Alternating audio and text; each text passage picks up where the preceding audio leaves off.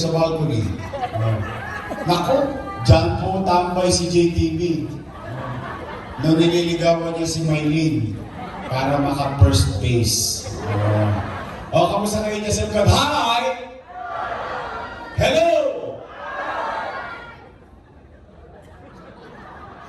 Pwede. Togit, sa wakali.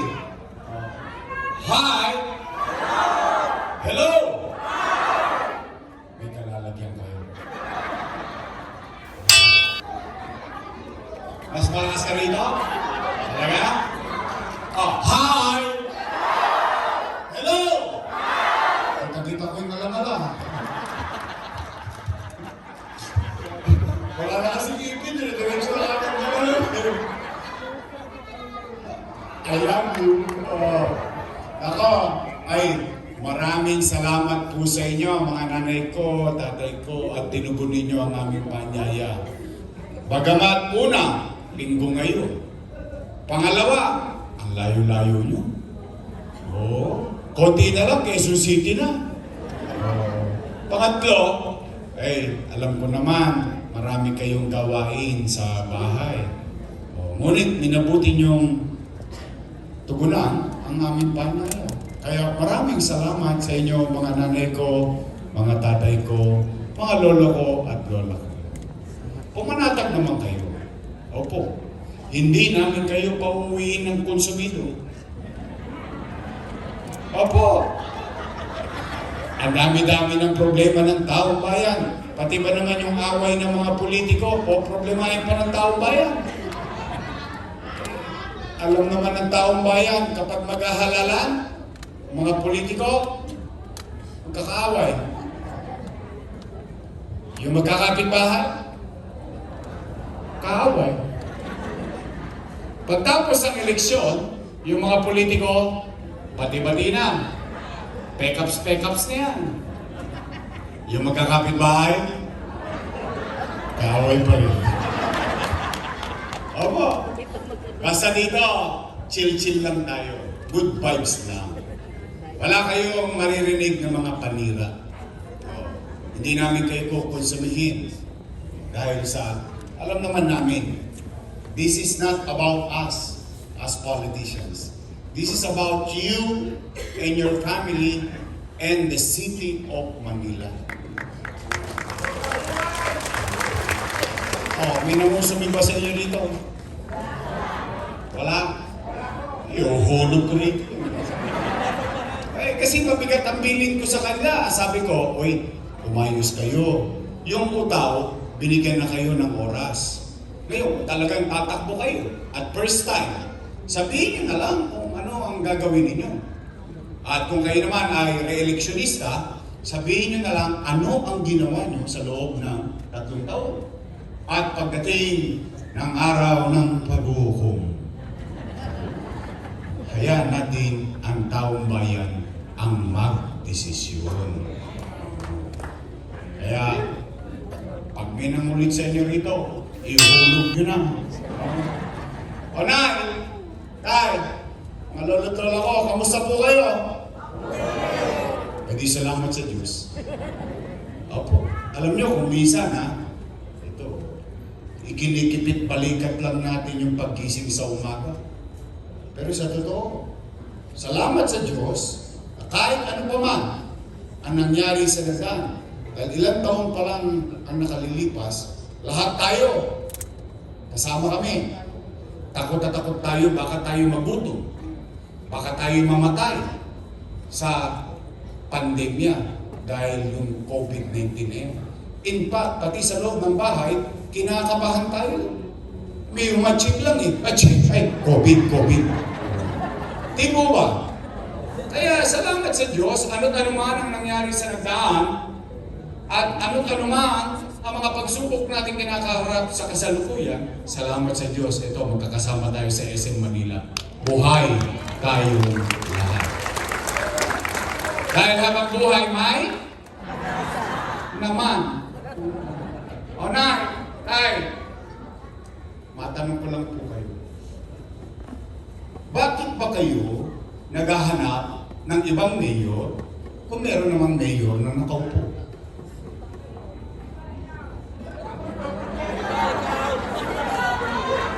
Miss Papa. Mas magaling ka. Mas magaling ka.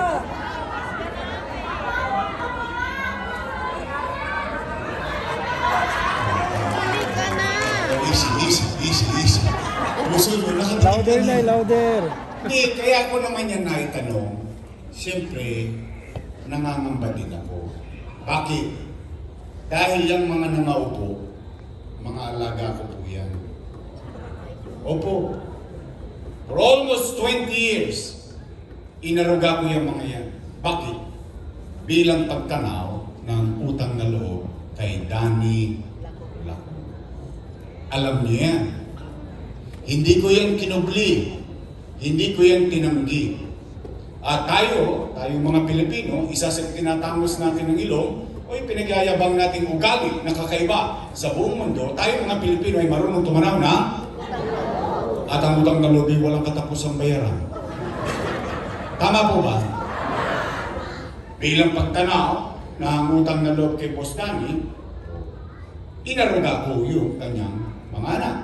Tingnan natin kung totoo ba. Una, Philip Lacuna. Nakaupo? Nakaupo. Dennis Lacuna. Nakaupo? Lay Lacuna. Nakaupo? Asawa ni ate. Si ate. Ilan sila? Happy? Hindi masaya ako. Masaya ako na yung hindi napagtagumpayan ni Boss Danny sa tulong nating lahat na pagtagumpayan ng kanyang mga anak. Ngayon, kung sila ay naging mabisa at tinupad ang kanilang pangako sa taong bayan o hindi, hindi naman ako para maghusga. Taong bayan ang maghuhusga niya. Tama po ba? Tingnan po ninyo, bilang pagtanaw ng utang na loob, maghanap kayo kahit isa lang na dumagoso sa City Hall. Bakit wala? Dahil inuna ko muna yung mga anak ni Boss Danny at isinantabi ko ang mga anak ko. Ngayon, Yorme, tatanaw ka pa ba ng utang na loob? Ang sagot ko, opo. Bakit? Pilipino ako eh. Ganun talaga eh. Why would I change for some shortcomings and misgivings of others? Bakit ko kailangan baguhin ang pagkatao ko dahil tumigas ang leeg ng ibang tao? Sila naman ang magdadala nun, hindi naman ako. Dahil nga, ang utang na loob ay walang katapusan. Kaya lamang, meron lang po akong pakiusap. Baka naman kung po pwede, sa ibang bagay na lang ako tumanaw ng utang na loob. Bakit? May utang na loob din naman ako sa taong bayan eh. Kung wala ang Diyos at wala kayo, malamang wala rin naman ako sa kanilalagyan ko ngayon. Ngayon, masama naman ba na tugunan ko yung panawagan ng taong bayan? Yung taong bayan na sumisigaw na, bumalik ka na. Bumalik ka na. Bumalik ka na. Yung taong bayan sumisigaw na bumalik ka na, yung sinigawan niya, huwag ka na bumalik! Napanood nyo? Napanood ko din eh. Nagulat ako. Para bang inimpake yung damit ko at pinalit at tinagi sa pitwa. Huwag ka na bumalik! Tanong, bakit sila nagagalit? Bakit sila natatakot? Bakit sila nangangamba? Hindi naman nila pag-aari ang pwesto na yan. Pag-aari yan ng taong bayan. At kami ay empleyado lang ng mamamayan. At ang kontrata namin, 3 years. After 3 years, expired. Tapos babalik ka ulit sa taong bayan. Magpaparinyo ka ng kontrata. At pag sinabi ng taong bayan, approve, renew ka for another 3 years. In fact, as a matter of universal rule, ang leaders, hindi lang sa Pilipinas, sa buong mundo, ang leader, kapag naging mabisa sa kanyang tungkulin, sa kanyang nasasakupan, ipopromote pa siya ng taong bayan sa mataas na pwesto. Di po ba? Katulad ko, halimbawa, nag-umpisa ko 23 anyos. Kunsihal, 9 years. Finish or not finish, pass your paper. Tapos, anong ginawa ninyo sa akin? District 1, 2, 3, at mga taga-District 4, 5, at 6. Ginawa ninyo akong Vice Mayor. Vice Mayor. 9 years. Finish or not finish, pass your paper. Tapos, ginawa ninyo akong Mayor. Hindi nagagalit. Para bang hindi ko maintindihan, bakit natin pinangungunahan na magiging desisyon ng tao bayan? Ba't naman ako hindi magdaramdam? Kaya ang akala ko, kung ano yung nasimula, hindi ko alam kung akala nyo rin to na kung ano yung nasimula natin, itutuloy na lang nila. Kaya nga natin sila binoto. Iwawaglit akong nawala, binago-bago na nila. O, partikular na binago nila patungkol sa senior citizen. Tingnan natin na yan, tayo. Di po ba tayo may buwan ng pensyon?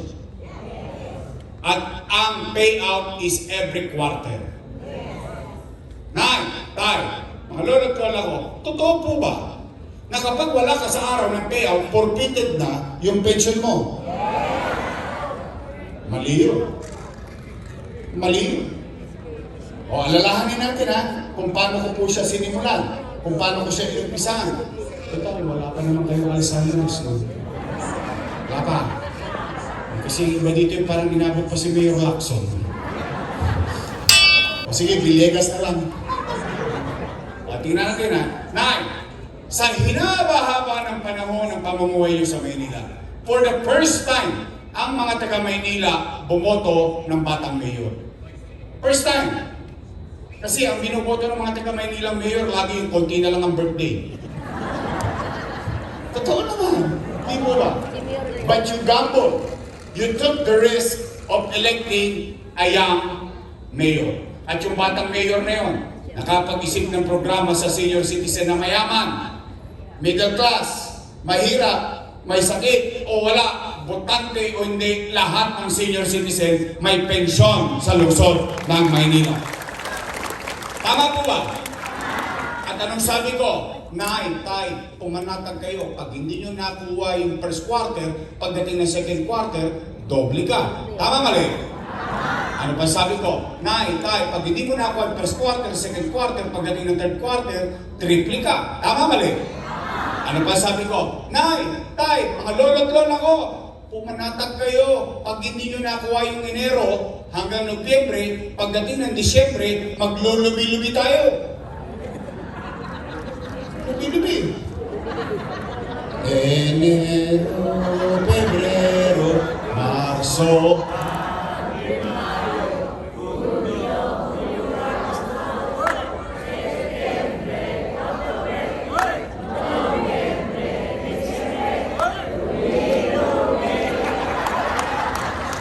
Ganado kayo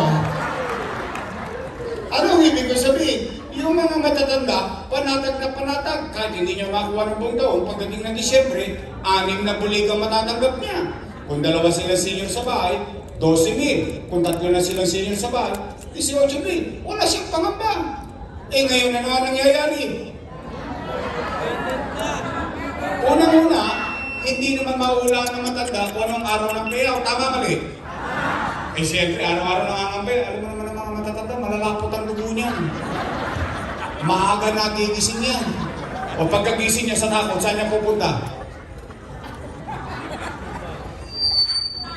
Chairman, balita. Alaws panay. Sawi, uwi, tulog. Pagkagising sa umaga, sana naman pupunta yan. Uy, chairman, ano na? Lolo, wala pa. Mamalas-malas mo, yung matanda, tinawagan ng apo. Lolo, lolo! Namimiss ka na namin, pasyalan mo naman kami sa Cavite. Lola, lola! Namimiss ka namin, pasyalan mo na kami dito sa Bulacan. Yung pobreng matanda, walang nagawa. Apo yung tumawag, nagbakasyon. 2 days after, balik ng pinya. Ano, chairman? Naku na'y nagkabigayan kahapon, wala ka.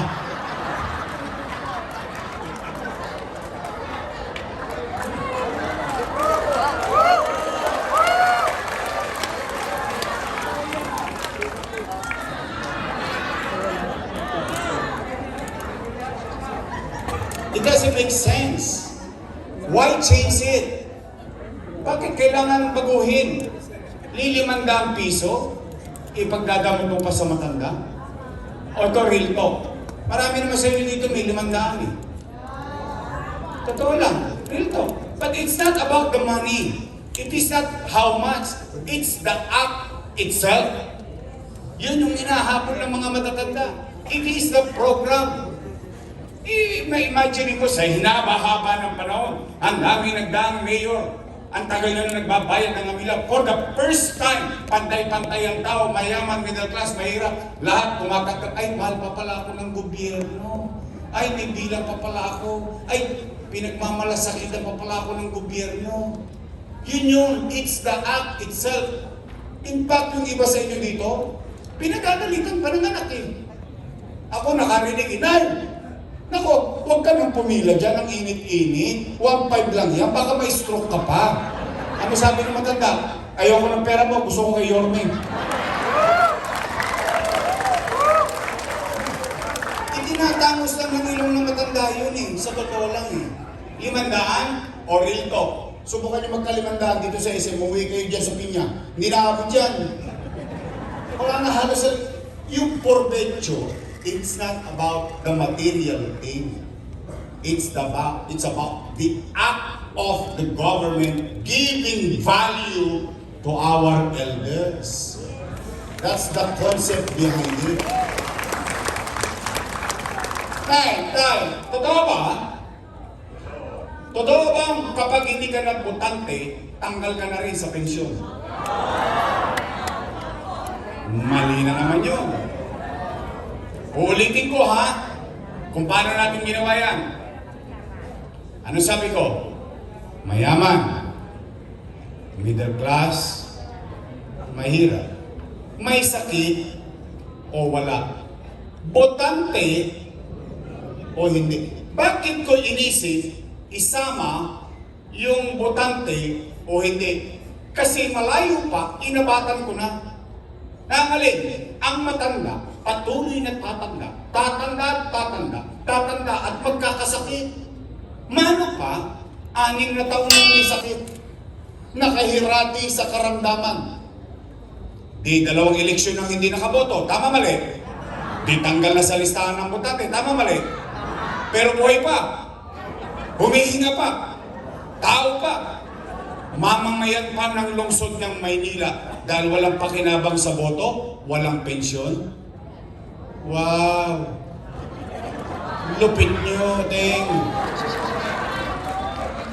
Tatanda din sila. Una-una lang yan. Mauna na sila. Hindi kaya kung pinagpantay-pantay para hindi na magkasakitan ng loob eh. Mayaman, middle class. Ibig sabihin, mano pa, ikaw dati 2 kayo, mag-asawa. Biglang nagkasakit yung asawa mo, pero buhay pa, pero dati tumatanggap. Pero kung bibigyan mo isa para sumama ang loob ng isa, mali naman yata yun. Hindi naman yata makatwiran yun. I don't have to be right all the time. Only God is always right. But you have to be just. Kailangan mo maging makatwiran sa paggawa ng programa ng gobyerno.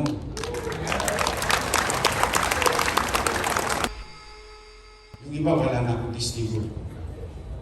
Pero, kayo na mga nangabuhay dito, kayo, at least kaya natin sabihin noong panahon ng pandemya dito sa Maynila, walang nagutom sa lungsod ng Maynila. Buwan-buwan, may food box. Mayaman, middle class, mahirap. Per family, not household. Kasi sa bahay minsan, 2 pamilya, 3 pamilya. Per family, buwan-buwan. O, pansinin ninyo, bakit sa Maynila naka-food box? Yung mayayaman syudad, naka-cellophane. Bakit? Inabatan ko eh. Bago pa dumating yung masamang epekto sa kabuhayan ng tao, hinanda ko na. Buwan-buwan, for the next 8 months ng buhay natin noong panahon ng pandemya. Hindi pa nga nauubos yung food box, sumarating na naman yung food box. Tama mali? 9, 10. India, nagkakaubusan ng oxygen. Pilipinas, nagkakaubusan ng oxygen. Ang Maynila, tangke-tangking oxygen sa Santa Ana Hospital naka-store para sa mga COVID patient natin. 9, 10. Siyasatin ninyo, mabigat itong claim ko. Dito nagtampo sa akin ng Metro Manila Mayor and all other mayors. Why? Tanging syudad lang ng Maynila ang nakabili ng sarili niyang bakuna laban sa COVID-19 for 500,000 doses. Tayo lang. Hindi nakabili iba. Mas mayaman sila. Kaya lang, mas maabilidad tayo. Bakit? Kasi gusto ko agad kayong bakunahan eh. O kaya nga, di ba tayo nagbabakunahan saan? Sa barangay, cell center, sa mall, sa eskwelahan, pati 24 oras sa Rojas Boulevard, sa Cartilla, nagbabakunahan tayo. 9, tayo lang, Remdesivir, Tocilizumab, Molnupiravir, daang-daang libo ang halaga ng bawat isang gamot. Mabuhay lang ang isang COVID patient sa taga Maynila. 9, tayo, ubos na ang hospital bed capacity ng St. Luke's, ng Philippine Chinese Hospital, ng lahat ng private hospital. Ang Maynila, in 52 days, nakapagpagawa ng Manila COVID-19 Field Hospital. 52 days. 52 days. Almost 400 bed capacity. Naitay, habang kinakarap ko sa kanan, yung pang-araw-araw na problema ng taong bayan, sa kaliwa, ginawa ko yung pinangako ko. Alam na din, na ayusin ko Maynila. Sa totoo lang, I can come to you today and make excuses at sisihin ko pandemic. Pasensya na kayo ha, yung ginawa, hindi ko nagawa yung pinangako ko. Bakit? May pandemya. No! Hindi! At hindi, habang kinakarap ko sa kanan, tinupad ko yung pangarap ko para sa inyo. Hindi nyo mapakinabangan, sigurado ko pakikinabangan ng saling layo ninyo. Ginawa, Condominium 1. Condominium 2. Binondominium 1. Pasig Community.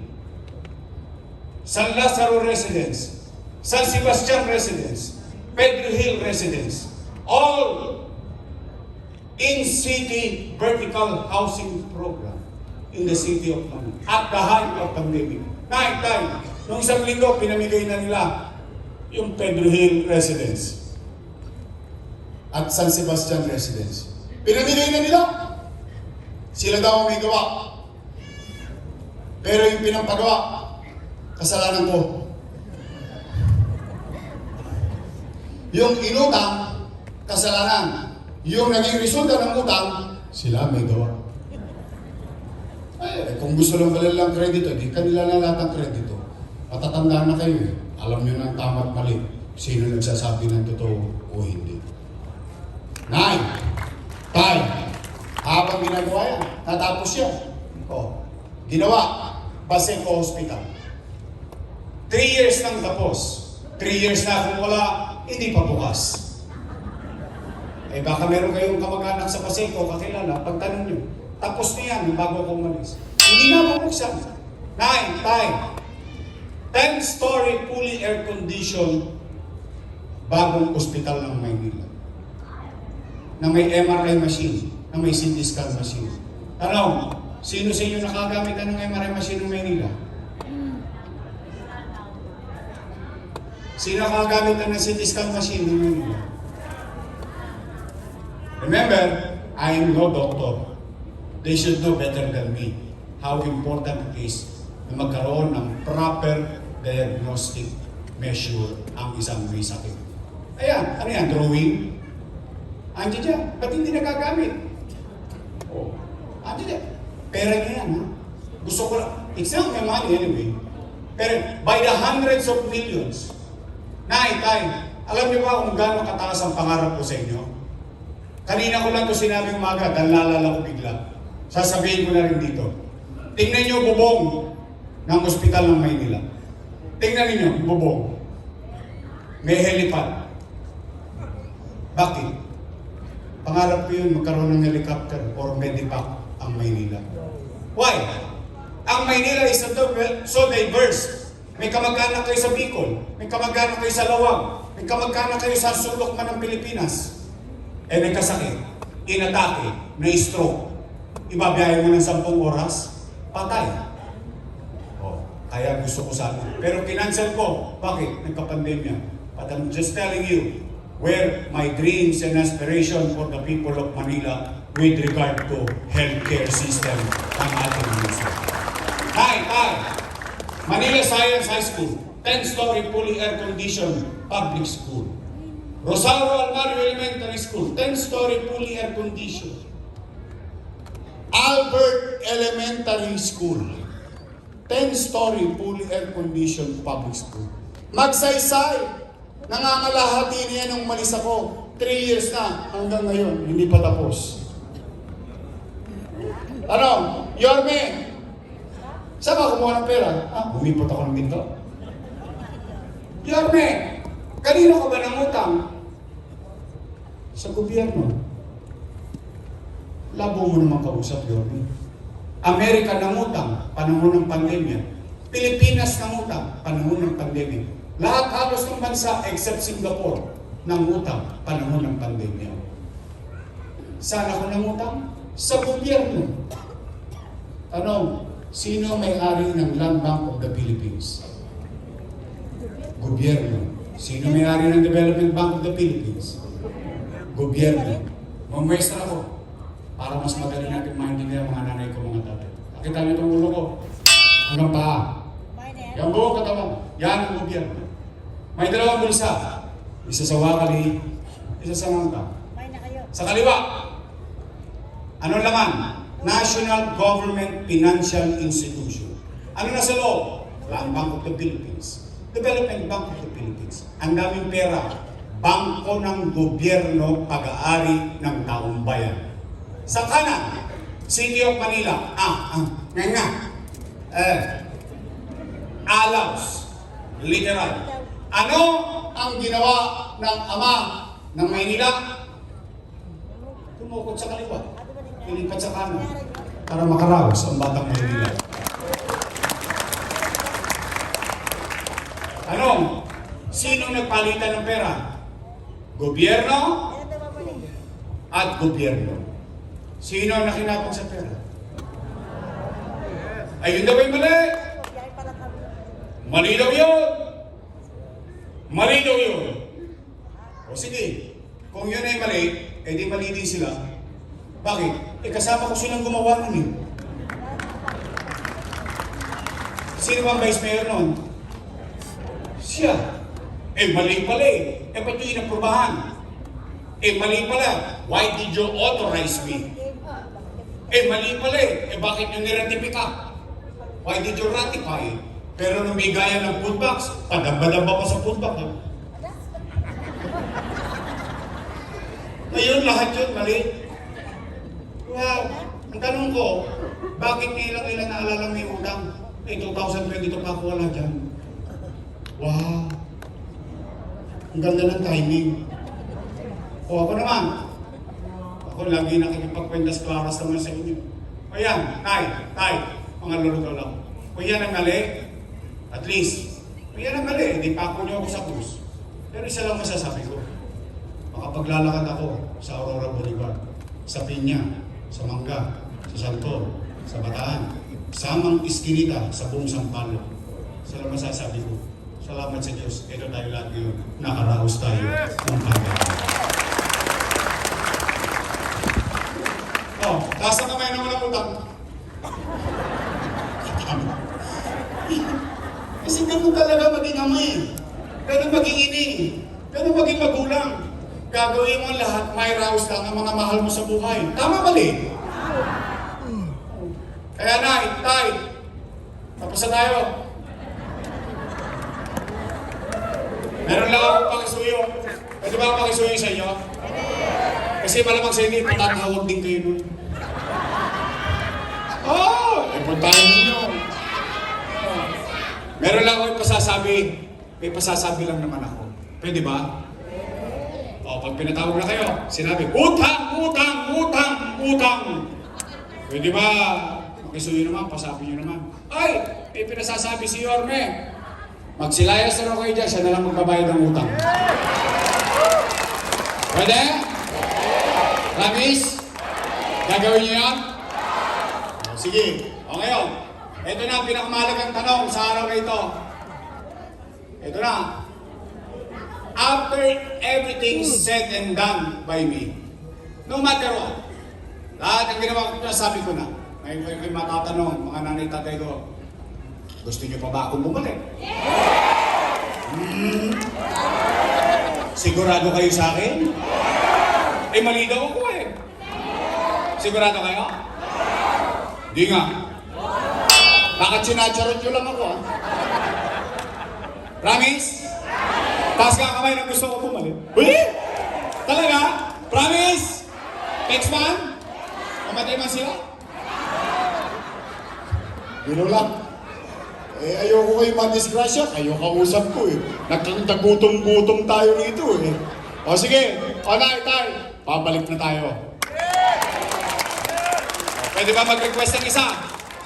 Isa lang. Yung kanina pakisuyo ko, pasabi lang yun eh. Pero itong isang to, importante to. These are the things that I always try to be fair with people and be logical with the conversation. Ang ibig sabihin, lagi ko sinasabi sa tao, ito gagawin mo. Ikaw yung obligasyon mo yan, mamamayan. Ito gagawin ko, ito yung obligasyon ko bilang taong gobyerno. Laging kwentas klaras ba? Meron akong kailangan mga nanay tatay ko. Kaya pwede ba mag-isang request? Kasi pakiramdam ko, hindi puto factual ha, don't take it as a fact. Assessment ko lang to. In my humble experience for 27 years. Yes, 27 years ang experience ko sa gobyerno. Ang pakiramdam ko lang, wasak na yung gobyerno ng Maynila. Pakiramdam ko lang, assessment ko lang yun. Bakit ko na-assess ng ganun? Eh yung basura nga, hindi nyo mahahakot na maayos eh. Gobyerno pa kaya. Tama ba? May sense? Now, gusto nyo ba makarecover tayo ulit ng mabilis, katulad ng dati? Gusto nyo ba magkaroon ulit ng mabilis sa gobyerno? Kailangan ko ng kasama. Huwag nyo ako bigyan ng kontrapelo. Bakit? Kukontra lang yun dahil sa politika eh. Amo-amo. Gano'n lang yun. Tay, pwede ba mag-request? Isa lang, straight.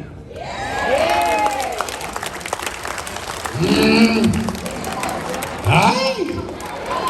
Magsipag-ingat kayo ng sagot. Baka mamaya, politiko din kayo. OPM. O promise me. Sigurado kayo, straight? Uy, mga taga-Sampalo. Sisingilin ko kayo. Pagtapos ng eleksyon, bibili ako ng dibidendaso. Bubuksan ko yung gitna niya, titingnan ko, nagprueba ba itong mga Peña Santol Subdivision? Nako. Uy, nagtotoo. Nagtotoo kayo after election. Ako naman ang singilin nyo. Pwede? Doc Almiron. Hindi tao, hindi hayop, bagay ito. Romy Bagay. Ang ating bunso sa 4, Eunice Castro. Ang ating abogado, Atty. Lady Quinto. Kung may bunso, may antigo.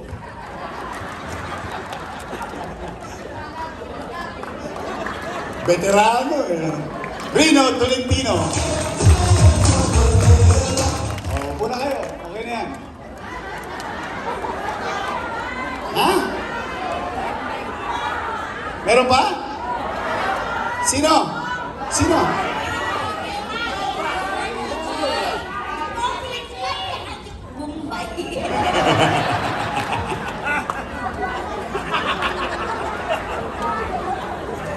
daming pangalan, Bombay pa na naman. Dito pala si DJ Bagaching! Ayan, nakakusya lagi. Oy, pero ito mga taga-Sampaloc, I have to give it to you. Ang galing nyo. Pag bumoboto kayo ng congressman, pinatatapos nyo ng termino. Napansin ko lang yan. Dondon Bagaching, Bacani, Bonoan, Maceda, lahat tinatapos ninyo. Pagkatapos ng isang congressman sa termino, bumoboto kayo ng iba. Yan ang napansin ko sa 4. Kaya, huwag na kayo naglalayo. JTV, baka naman. Pwede? JTV, ang ating congressman. Sa barangayan, bubusugin tayo. Pwede? Tay, ito ang vice mayor ko. May asig pa yan. Mukha lang ho yan 19. Takorens na po yan. Graduate ng Lasal, ang tinapos political science. The assumption is, she knows. She knows how to be presiding officer. Because inaral mo yun Siya graduate ng Lasal. Daig ko po yan. Ako'y graduate ng Ateneo.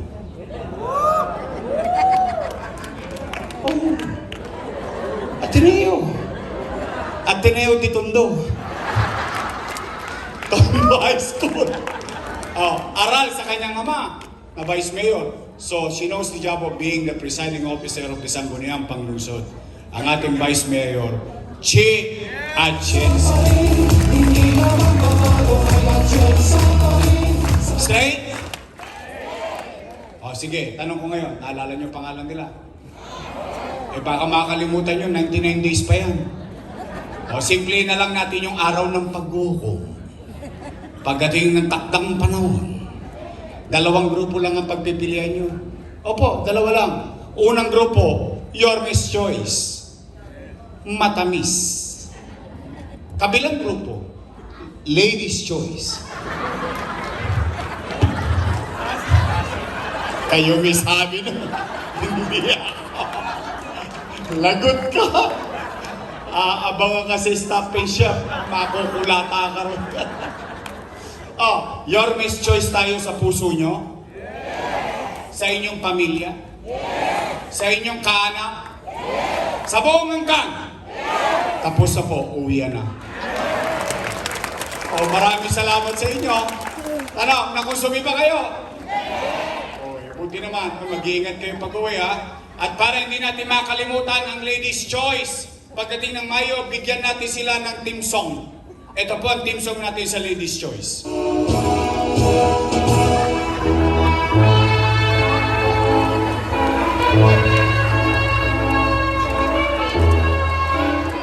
Pag-graduate na natin sila lahat. Promise? Your Miss Choice is straight? Maraming salamat po. Mag-ingat kayo sa pag-uwi at pagpalain nawa kayo ng buong may kapal. Manila! God first! God first. Thank you. Nanatili lamang muna po tayo nakaupo sa ating pong mga upuan at gagawin po natin ang isang maayos, mabilis, at may sistemang paglabas sa ating pong venue at nanatikin po ay upang maingatan po kayo mga nanay at tatay ko sa inyo pong sabay-sabay na paglabas. Kaya po mga nanay